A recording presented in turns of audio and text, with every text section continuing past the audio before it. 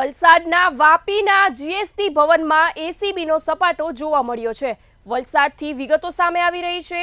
વલસાડના વાપી જીએસટી ભવનમાં એસીબીનો સપાટો જોવા મળ્યો છે। સીજીએસટી ઇન્સ્પેક્ટર લાંચ લેતા રંગે હાથ ઝડપાયો છે। સીજીએસટી ઇન્સ્પેક્ટરે ₹40,000ની લાંચ માંગી હતી। યશવંત ગોહેલોતે ફરિયાદી પાસેથી લાંચ માંગી હતી। નોટિસના નિકાલના કામ પેટે લાંચ માંગી હોવાનું સામે આવ્યું છે। એસીબીએ છટકું ગોઠવી લાંચિયાને ઝડપ્યો છે। કચેરીમાં જ લાંચ લેતા ઇન્સ્પેક્ટરની ધરપકડ કરવામાં આવી છે। વલસાડના વાપીમાં જીએસટી ભવનમાં એસીબીનો સપાટો જોવા મળ્યો છે। સીજીએસટી ઇન્સ્પેક્ટર લાંચ લેતા રંગે હાથ ઝડપાયો છે। સીજીએસટી ઇન્સ્પેક્ટરે ₹40,000ની લાંચ માંગી હતી। યશવંત ગોહેલોતે ફરિયાદી પાસેથી લાંચ માંગી હતી।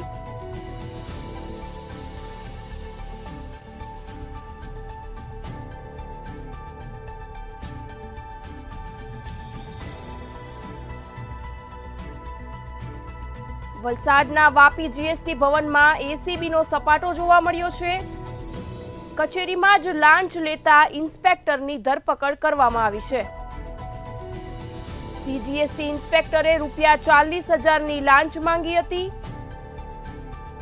યશવંત ગેહલોતે ફરિયાદી પાસેથી લાંચ માંગી હતી। નોટિસના નિકાલના કામ પેટે લાંચ માંગી હોવાનું સામે આવ્યું છે। વલસાડના વાપી જીએસટી ભવનમાં એસીબીનો સપાટો જોવા મળ્યો છે। સીજીએસટી ઇન્સ્પેક્ટરે લાંચ લેતા રંગે હાથ ઝડપાયો છે। સીજીએસટી ઇન્સ્પેક્ટરે ₹40,000ની લાંચ માંગી હોવાનું સામે આવ્યું છે। યશવંત ગેહલોતે ફરિયાદી પાસેથી લાંચ માંગી હતી।